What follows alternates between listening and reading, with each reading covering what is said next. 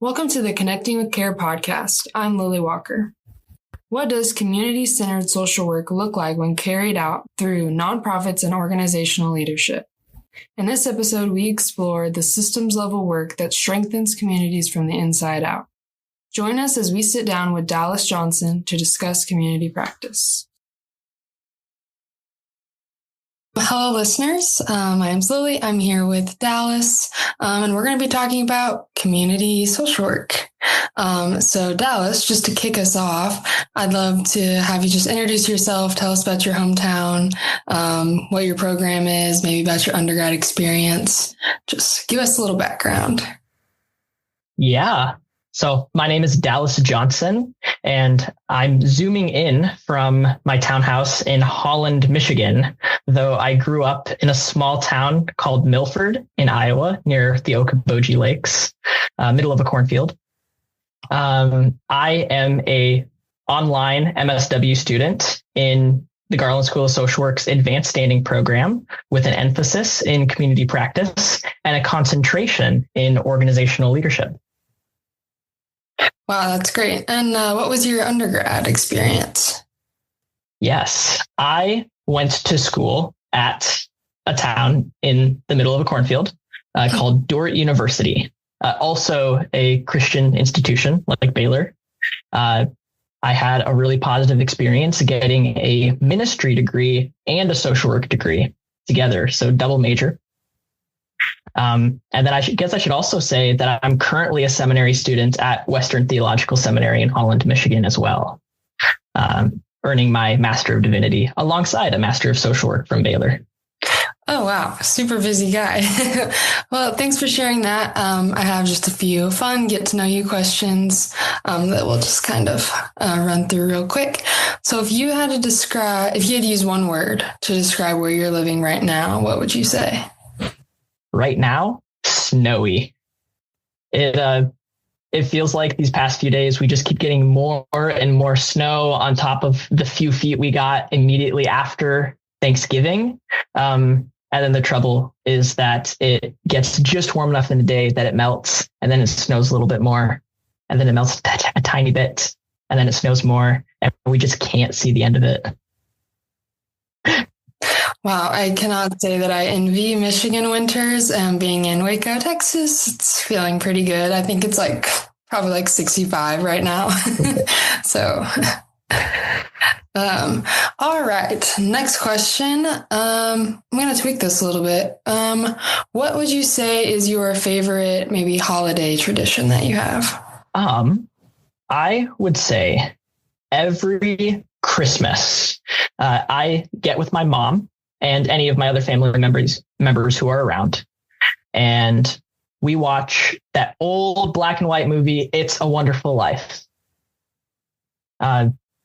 Classic. It's my favorite movie of all time. There's parts of it that perhaps don't age super duper well, but the overall message of it is incredibly encouraging to me as I look at being a helper, either in a pastoral setting or in a social work organizational setting.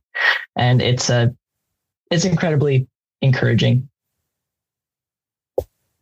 Isn't that funny? I often find that my favorite movies almost always kind of go down a social work trail.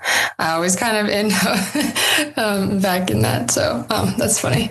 All right. Last question is, what is the last thing that you went down a rabbit hole, maybe Googling things about? Can I be truly authentic? Yeah, I'd love nothing more, please. I'm a nerd.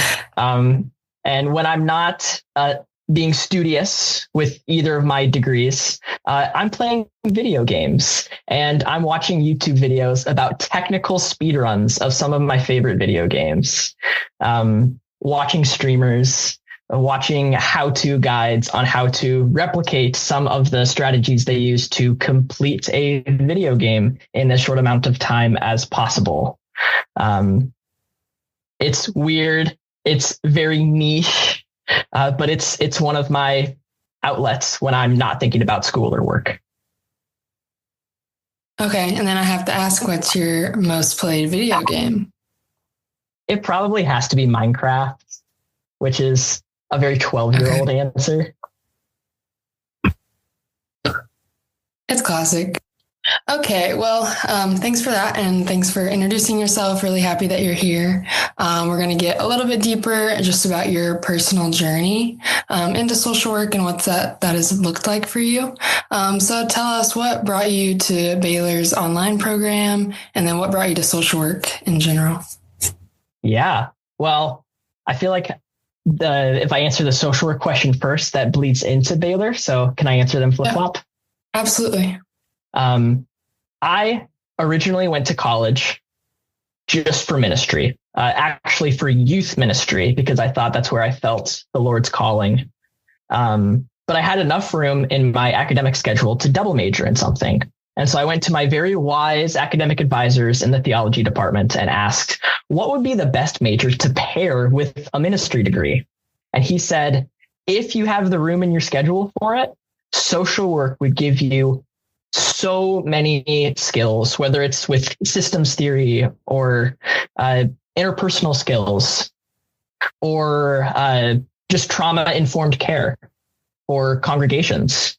So I took a few introductory classes and decided that this is something that, though I don't know a whole lot about social work, it's something that I could become passionate about. So I officially double majored in ministry and social work. And I came to become very passionate and actually find a calling in organizational social work that partners with churches. And in that journey of deciding what to do after college, I decided to pursue a Master of Divinity, but also alongside a Master of Social Work.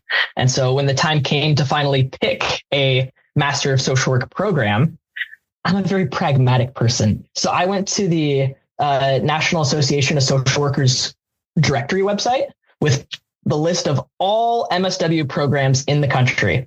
And I sorted them according to the different criteria I needed. I wanted advanced standing, I wanted it to be an online program, and I wanted a community emphasis. 40 schools came up, and I looked at every single one of their web pages and decided, yeah, this looks attractive. No, this actually isn't the kind of school I want. And Baylor was in the top 3.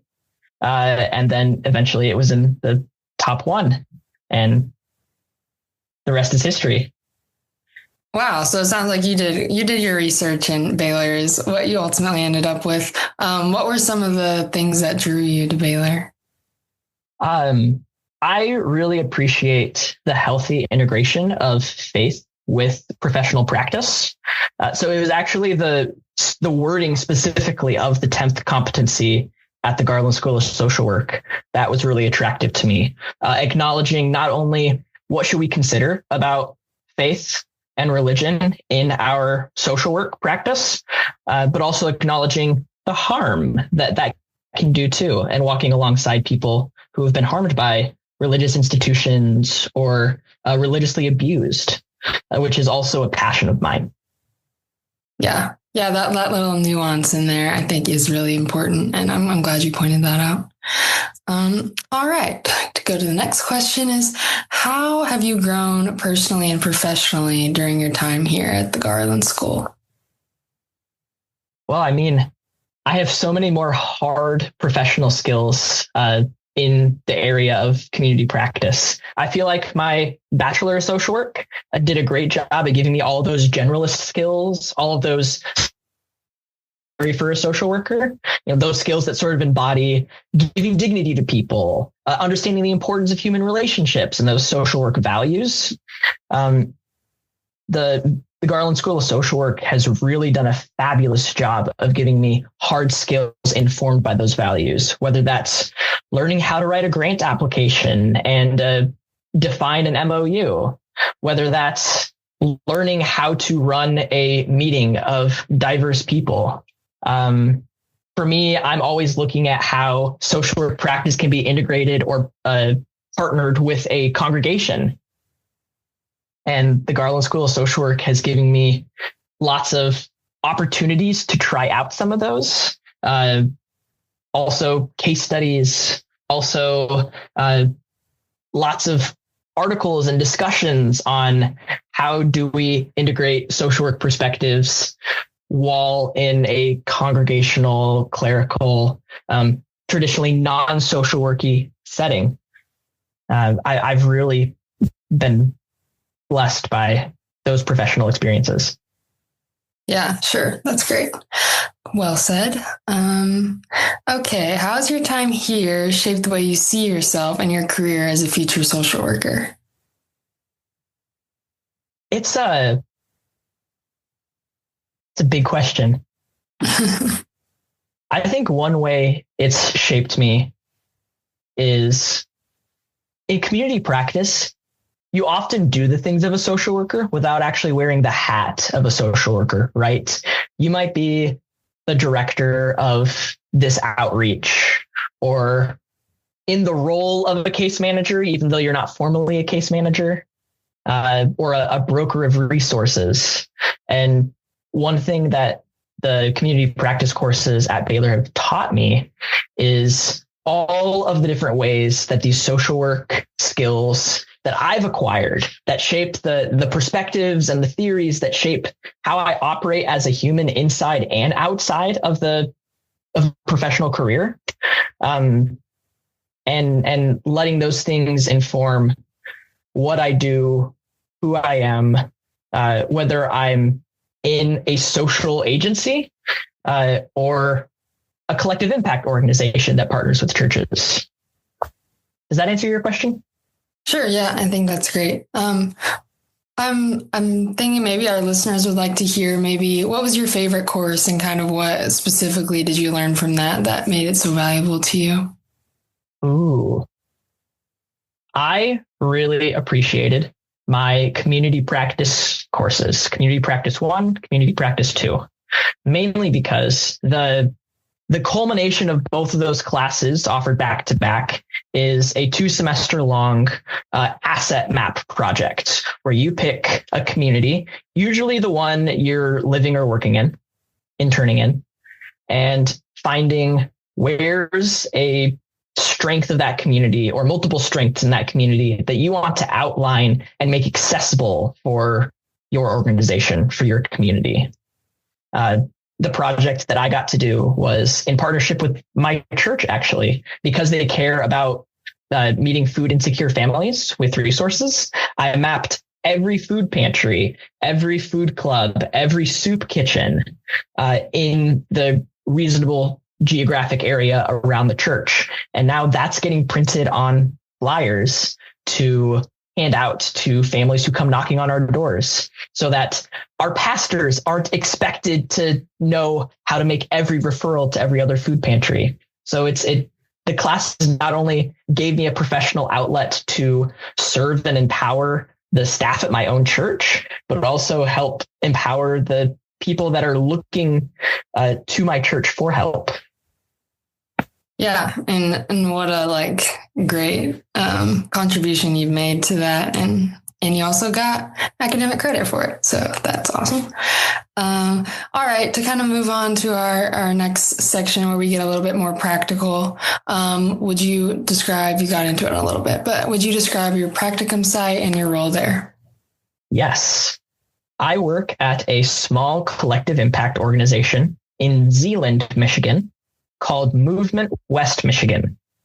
And they do a lot of things, but at a bird's eye view, they're a network of Christian leaders encouraging collaboration between local churches, businesses, and nonprofits.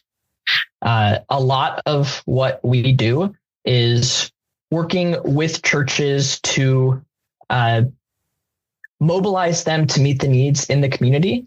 One way we do that is through a tool called Care Portal. Care Portal is a online portal that local social service agencies use, like the public schools, like the community health organizations, like Bethany Christian Services. They, who are working with families as caseworkers, uncover needs that the family has, whether that be for rental assistance or winter clothing right now. The need gets posted onto this online care portal and then blasted specifically to local churches to meet those needs. what a cool system for West Michigan, which is especially nonprofit rich and church dense. But my role I get to play in that is training the church volunteers to know how to meet a vulnerable family in midst of a crisis through empowerment, dignity, not making assumptions, et cetera, et cetera. Basically giving social work skills to congregations. Oh, wow. That's really interesting. How's that experience been for you? Like kind of playing the middleman between these populations that are in need, and you're like part of getting them their needs met, but also how do we make this as dignifying to the person and as great of an experience as it should be? How's that experience been for you? Incredibly positive. Okay. Also incredibly nuanced, because every church is a little different, right? Every church has different assumptions about families living in poverty, which I have to navigate carefully. Because I'm an outsider, right? Sometimes that's an advantage because people see me as a sort of third-party expert, let's say. But at the same time, they don't know me. Any rapport I'm building with this congregation, I'm building in real time as I'm trying to train them, which can be a huge challenge. So knowing how to speak the social work language in a way that congregations can understand, code switching almost in a way, or rather translating the social work terms and tech into churchy's terminology is incredibly useful and a skill that I'm still developing. Yeah, that's a really unique kind of job. I haven't heard of a placement like that, but that sounds like really great work. Okay, and how have you seen kind of your classroom learning connect to what you're doing in that internship site?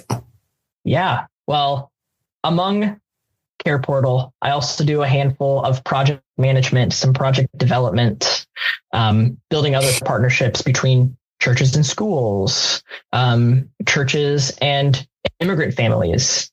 And a lot of what my classroom learning has prepared me for, is to enter those spaces with the social work mindset, and wonder how does systems theory apply to working with immigrants? How are the different identities of a new American family intersecting with each other to create this family's unique set of needs that we ideally want a team of church volunteers to meet well? Community practice is super interesting because of how big picture and collaboration focused it can be. And a lot of times that means getting people just in the same room together, which is really at the heart of what Movement West Michigan tries to do. Yeah, and I think that's a great answer. So if you were to just kind of broadly give a definition to community practice for someone that's like, I'm trying to get into social work, I don't know if I want to go the clinical route, I don't know if I want to go the community route, what would be like a good working definition that they could kind of use as they're trying to make that decision?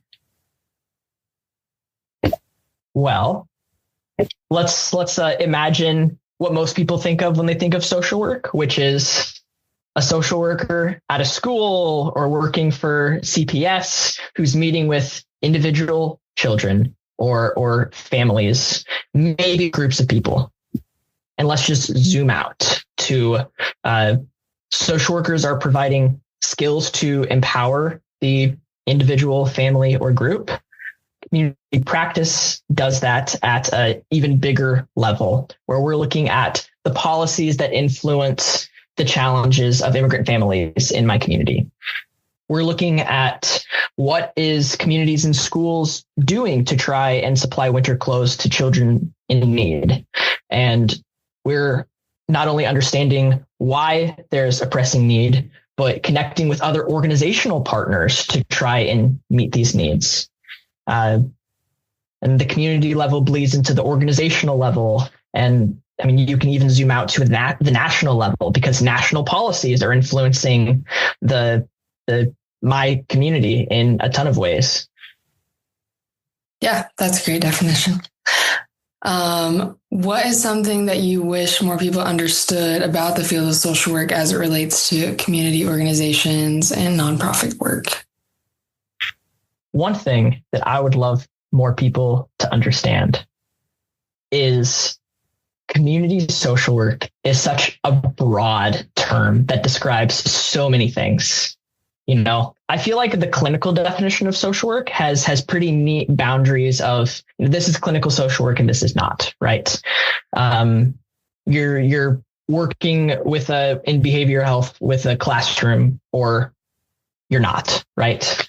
Community social work can mean so many different things. It can mean building bridges like my organization does. It can mean advocating at governmental institutions. It can mean doing research in a community to learn where the assets are, or where the asset deficits are that are influencing the vulnerable families in our communities.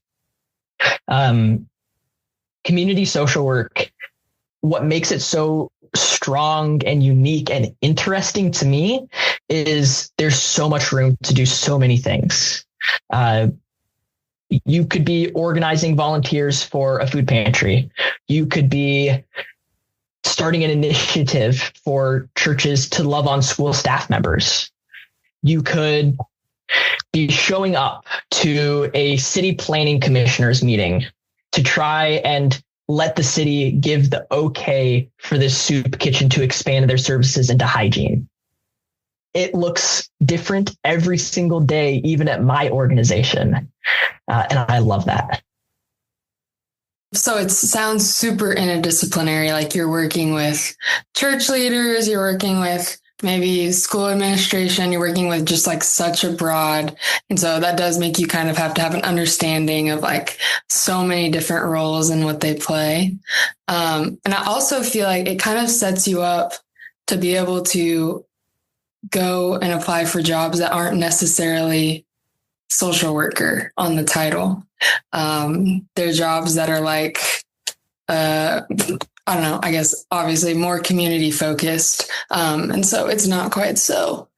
I feel like someone that gets a community or a clinical specialization is going to go for jobs that are like clinical, social worker, case manager, those sorts of things. Whereas a community is going to be, they're going to be entering more of a broad field, a more interdisciplinary field.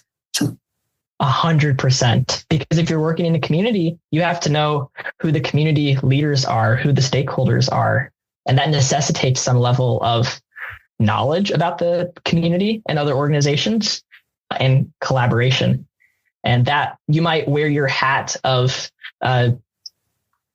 family advocate or director of Amplify, or goodness, any sort of director or minister title, it feels like in my field. Yeah. And I do want to put a plug that it's so important for people that have these social work skills to be at the community level, because ultimately what you guys are setting up is trickling down into what maybe a clinical social worker the system that they're operating under. So as you're kind of like setting up this stuff and setting the framework for where these clinical social workers will work in, they're the ones that are kind of like, okay, I have the system in place and now I can do good work, because from the very, very top, someone is up there that is really respecting the dignity of these people that they're serving. They're thinking really big picture, and that sets everyone up for success. So I think it's important to have both. All right. My hope is go ahead. My hope is always that the clinical micro level social workers will reap the benefits of anything us community social workers do. That's the goal.